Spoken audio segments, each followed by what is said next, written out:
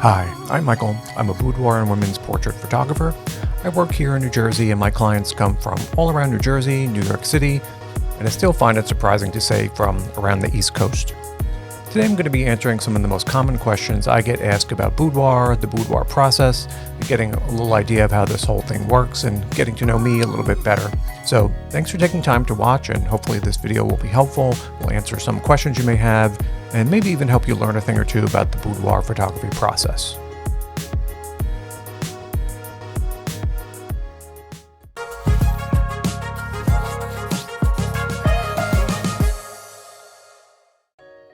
How did you get started as a boudoir photographer? Well, my start in photography came probably around the year 2000 or so, plus or minus a little bit on one way or the other. And I owned an e-commerce website, and you needed to be able to get the pictures of the things that you were selling online. So I had to go out and buy a digital camera. At that time, they were new. This was probably a $600, $700, $800 purchase for this teeny little digital 2-megapixel camera probably that I had to get. And so I learned how to do photography by taking picture of these products I was selling. And I quickly learned that the better something looked in the picture, it got more attention online. So you learn pretty quickly that way. And then also I owned a tanning salon at that same time. And again, this is when there were no smartphones on cameras. Phone picture cameras were just still pretty rare. And of course, a lot of women came into that store, and I would be working in the store sometimes, and people would see me with the camera and say, "Ooh, take a picture of me." And we would do these little impromptu photo shoots there. And then what I saw, as unprofessional as it was at that time, was really just me taking some snapshots that people really were enthusiastic about seeing themselves, and they enjoyed these pictures. And as time sort of went on, this idea of, my friends saw the pictures you took and you think you could do some pictures of her, and it kind of went, and I'm like, I don't know what the heck I'm doing. So I figured that this was really interesting to me, and I liked this reaction that the women had, this happiness of seeing these pictures. So I really said, I'm gonna figure out how to do this the right way. And I studied, and I went online, and in those days you used Flickr. It was before YouTube or anything like that, and Flickr, I guess, was kind of like the Instagram and Reddit of its day, where a lot of photographers would go on there and talk about their photos, and you could see their work and get involved in this discussion. And I really wasn't confident enough at that time to go on there and get involved, but I could see what these people were doing, and there were really some fabulous women's photographers on there, and I really wanted to learn how to do that. I wanted to work at that quality. So I really just labored, and it was really just a challenge to me, and I practiced and practiced and practiced and practiced, more of just the joy of learning how to do this. And I even went as far as it's hard to find people to practice boudoir photography, and I even went out and purchased a mannequin and would lay this mannequin out in a spare bedroom and set up my lights and put this mannequin how the pose I wanted, and take pictures, and I would analyze them on my computer and try to get the lighting right and try to get everything right. And to really look back at it, it was really a fun time to really go through this, but I was kind of really driven to be able to have this certain look in my photos. And then ultimately what happened, it was just a situation where one of the women I was taking some pictures of would say, "Hey, my friend really enjoyed those pictures I showed him, and she was wondering if you could do something like that. She wants to give a gift on her wedding to her future husband." And I'm like, I don't know anything about that. But, I went ahead and did it. And what happened is, that person, again, their friends saw it, and they're like, "Can you do that for me too?" And so it just went on from there. And that was really the humble beginnings of how I got started in photography. What is your boudoir photography style? Yeah, it's always an interesting question. And I would say if I have a style, it will be more traditional or classic. I've always believed that boudoir photography was about beauty. And what I've seen is women really want to look beautiful and pretty in these photos. And that's what that traditional boudoir style is really about. There's a little bit of voyeurism in there and so forth, but really it's about making people look pretty in a bedroom setting. and I like brightly lit photos and, pretty outfits and stuff like that. So I would have to say I'm definitely more of a traditional style of a boudoir photographer. Why is boudoir photography so expensive? That is a good question, and boudoir photography is expensive. And the reason that is just like any other business, photographers have their expenses. They may have buildings they have to pay rent, utilities and insurance and everything else that goes with running a small business. If you're working with makeup people, you have makeup and hair people that they have to pay. But mostly what you're doing is paying for a photographer's time and experience. And the one thing that you will see is that great photographers are not going to be cheap, and cheap photographers are not really going to be very good. So photography is one of those businesses where you're really going to kind of get what you pay for. And the bad part here is people are really trained to shop poorly by like lowest price. So they go out and they're trying to line up a bunch of photographers and find out what the lowest one is, and that's the winner. And that's really probably the biggest mistake that women can make in shopping for a photographer, because photography is not a price comparative industry. You're comparing two things. It's not even an apples to apples comparison. It is very much like going out and just comparing the prices of a used Hyundai to a new Mercedes, and it's not a item apples to apples type of comparison. So a lot of women get themselves in trouble trying to shop in that fashion, and it doesn't work out very well. And unfortunately, I've heard the horror stories. So my advice is, you think of boudoir photography, it's like a special occasion or like a vacation.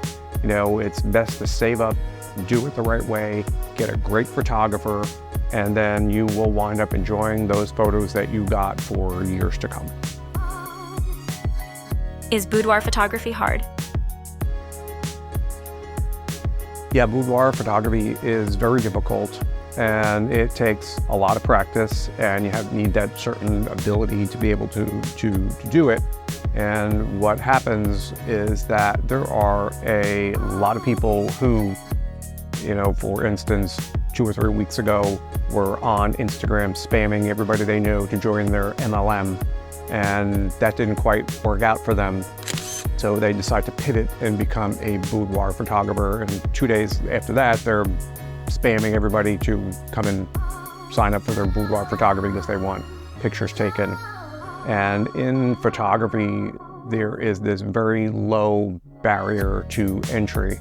And you'll find a lot of people just with no experience and no ability and no technical skills, suddenly one day waking up and saying, I'm going to change the world, and calling themselves pro boudoir photographers. And what I would, challenge you to think about is, if you knew nothing about playing a guitar and you think you could become a pro guitar player in like 2 days or 3 days, probably not. It would take weeks, months, or even years to develop the skill and that ability to call yourself like a pro guitar player, right? And this is kind of common sense, but when it comes to the photography business, the same logic somehow doesn't apply. And people who just jump into this lack a lot of self-awareness, and they think just because they buy a pro camera means that suddenly they're a photographer. But that's as silly again as saying you're going to buy the most expensive guitar you could find, and that right away you're going to be a pro guitar player. So I think it is very difficult to learn, and a lot of women decline and can get themselves in real trouble with people calling themselves pro who lack this ability, experience, and skill, merely because these people are out there advertising themselves as pro photographers, and they wind up in a situation where they're having an unpleasant experience, the results are lacking. And the truth of the matter is, there are not a lot of really super high-end boudoir photographers around. It's just one of those things. It's rare. I've been online for years, involved in the boudoir community. I can look at a boudoir picture and in a half a second know whether somebody knows what they're doing or not. And I understand as the average person can't. And it is very difficult. And I really stress to people going out and shopping to really do their homework, find out about their person's experience, make sure they're producing the kind of photos that you want. Check the galleries, make sure there's a good diversity of pictures in there, and really do your homework, because boudoir photography is very expensive and there aren't a lot of high-end photographers out there. How long are your sessions?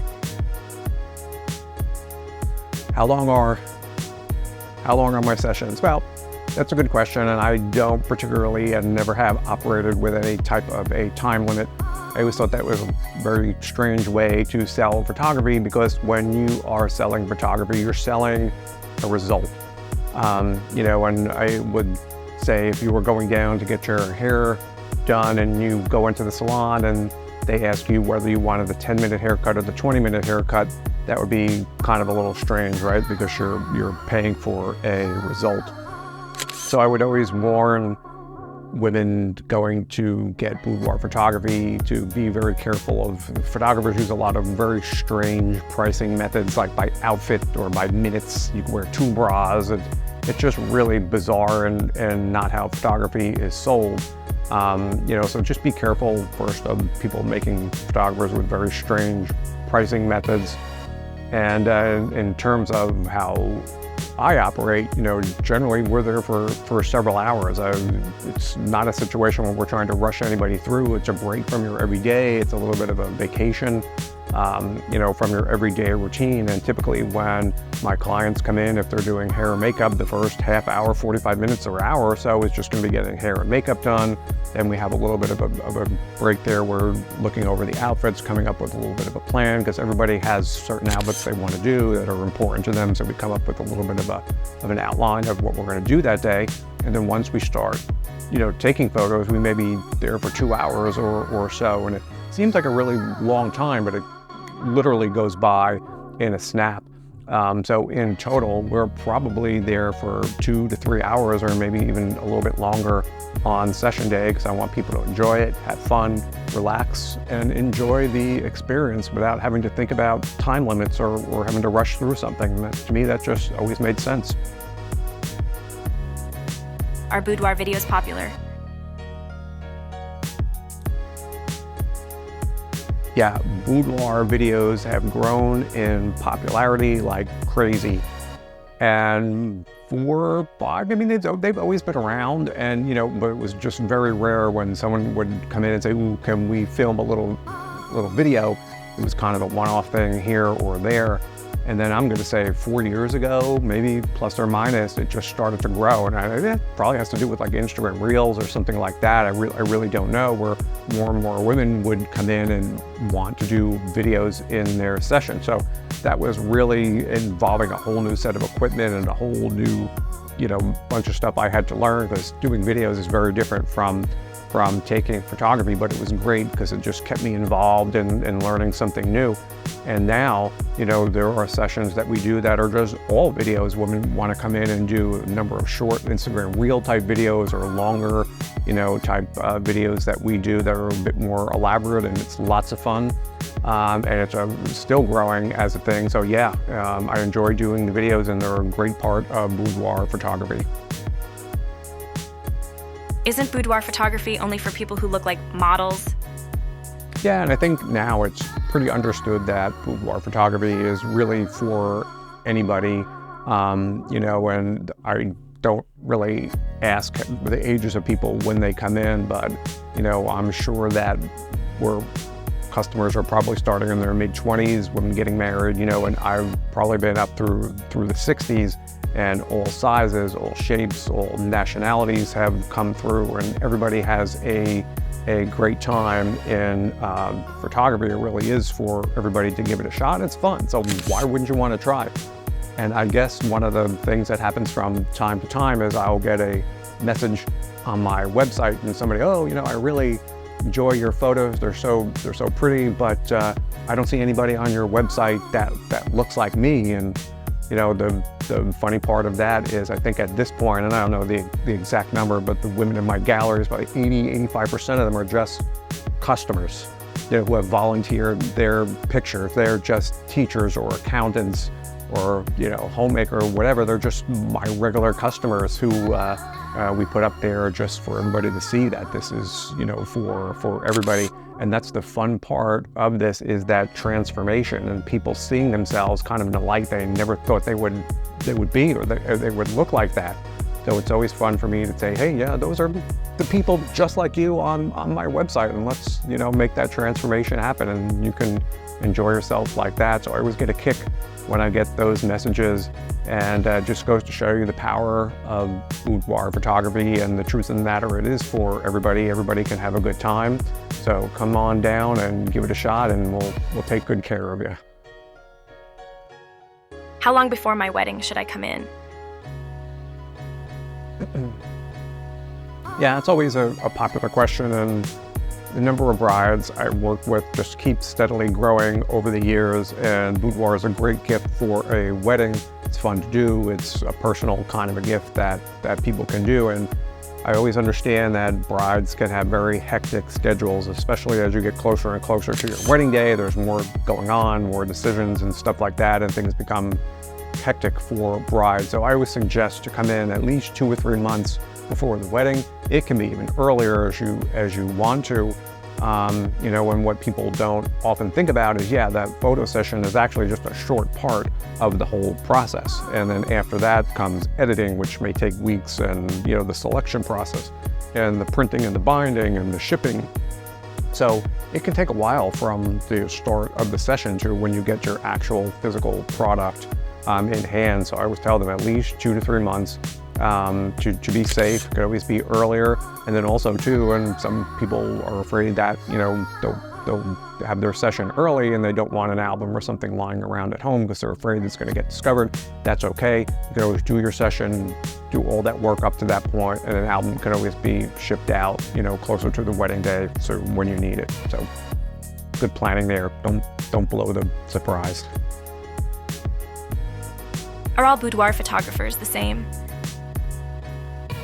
Yeah, this has always been something very interesting to me, that people think all photographers are the same. And what they're really saying is, why should I choose you? Because I've been shopping with several other photographers, and I found someone whose price is here, somebody else's price is here, and all things being equal, why would I choose you? And the truth of the matter is that photographers are just as different as, no one would ever say all restaurants are the same, or hotels are the same, or car brands are the same. For some reason in people's brains, that does not compute again with photographers. And a lot of women get themselves in trouble when it goes out to find their boudoir photographer, because they have been trained to shop by lowest price, which is very, very dangerous in photography. As I noted, there's a lot of people who jump into becoming photographers. They're trying to get business, these new people, and it's kind of like this race to the bottom, and they say, well, this person's only going to charge me $100, why should I pay more than that? And what happens is, it really is, all photographers are not created equal. And you would not say that a dining experience at Taco Bell would be the same as going to a 5-star restaurant, and nor would you ever try to compare those two. But that's what people do in photography every single day. Photographers differ wildly in experience and ability, and not only that, the products, there are differences in photography products, from super, kind of ultra custom handmade albums down to mass produced plasticky little photo books and everything in between. So when you know nothing else about working with somebody other than seeing a price, that is not enough information to make any kind of a informed decision. It's really just as baseless as me telling you, okay, I have 2 homes, and one is $150,000 and another is $225,000, and which is the better deal, without knowing any other information. You don't know how many bedrooms or where the homes are located. Maybe one's new or old, or maybe one's on a lake. Just by looking at a price isn't enough information to make an informed decision. It's not really shopping very smart when it comes to photography. You have to do a lot of work, get the details, like I said, about experience, And as I noted, photography is kind of a special experience. Just save your money and do it the right way. Go with somebody who knows what they're doing. It'll be well worth it. Your quality of the experience and your photos, you'll be able to look back and enjoy them for years to come. Don't go with the newbies.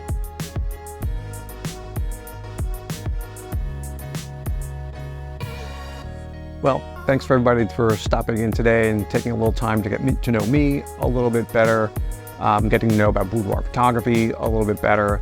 And as always, if you have any questions about working with me or about photography in general, reach out. I'm always happy to help. See you next time.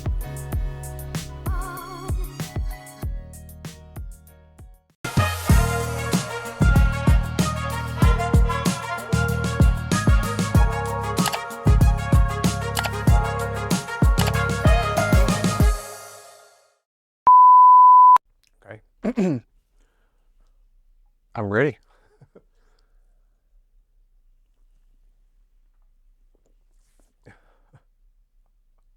I'm ready. Let's do this.